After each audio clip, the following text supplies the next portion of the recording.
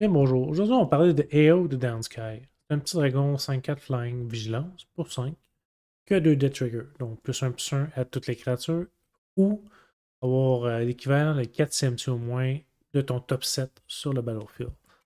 Donc c'est un collected company un petit peu moins fort qui requiert un petit peu de loophole. C'est pas un commander excellent, c'est pas un commander overpower, c'est un commander juste correct. Pas mal sûr que même avec les precons actuels, il n'arrive pas à la tête par rapport à ça. Le but de cette vidéo-là, c'est pas nécessairement faire une deck tech, c'est tout simplement voir l'avenue principale que je pense que EO va regarder vers. Vraiment, qu'importe la stratégie que tu veux vouloir, c'est les Rainmation Effect. On va essayer de viser plus des Rainmation Effects qui sont des permanents, donc qui peuvent être réutilisés plusieurs fois. Malheureusement, la plupart des effets permanents vont demander 6 CMC ou plus. Fait que c'est un petit peu désagréable parce que tu peux pas le chercher en tant que tel, même avec ton commander lui-même. Il est 4 CMC et moins. Et c'est des non-land, donc Emeria de Skyrim n'a pas nécessairement marché non plus.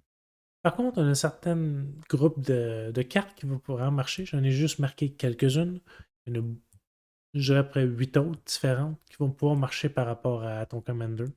Quant à Animation Effect, c'est un petit peu plus difficile dans le blanc comparé au noir, mais il y a beaucoup d'options. Je pense pas que ça va être un stop pour réanimer tes affaires. Maintenant, les Sacrifice Effects. Il y a une grande gamme de prix différents pour les Sacrifice Effects. On va sur iMarket, qui est 75 cents. On va à la Ferriction Altar, qui est malheureusement 95 pièces. Donc, on a une certaine différence côté prix. C'est normal. Mais on a tout le temps des alternatives possibles comme Witch Oven, etc. L'affaire, c'est que généralement, les Reanimate Effects dans le blanc vont être une fois par tour. Donc, on ne s'attend pas vraiment à utiliser plus qu'une fois par tour. Donc, les tap effects comme Witch Oven ne vont pas vraiment faire chier. Par contre, on aimerait ça des affaires comme Altar of Dementia qu'on va pouvoir utiliser nous-mêmes. Fait que, faisons des affaires dans le graveyard. On va pouvoir utiliser notre graveyard en tant que tel comme ressource. Ce qui n'est pas nécessairement mauvais, puis ça.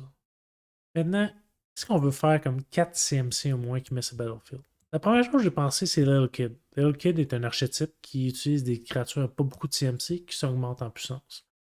Généralement, on regarde plus vers les humains, parce que les humains ont une quantité industrielle de synergie, puissance par rapport à ça. Mais j'ai trouvé que c'est pas assez puissant, honnêtement. Puis il y a beaucoup de façons alternatives pour être beaucoup plus puissant que ça.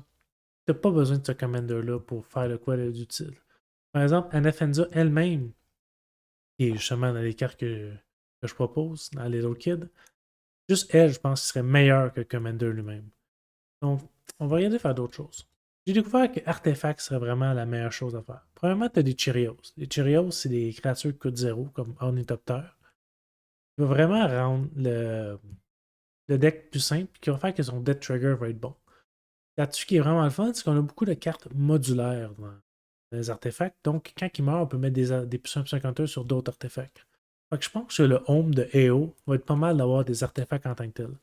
Puis on a beaucoup d'artefacts qui est vraiment de bas CMC qui va pas être réutilisé par rapport à ça. Fait que c'est pas mal ce que je pense à propos de ce commander-là.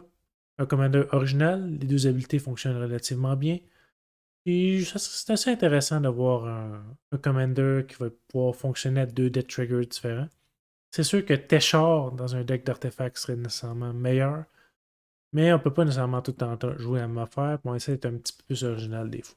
J'espère que cette vidéo a été utile pour vous. Passez une agréable journée.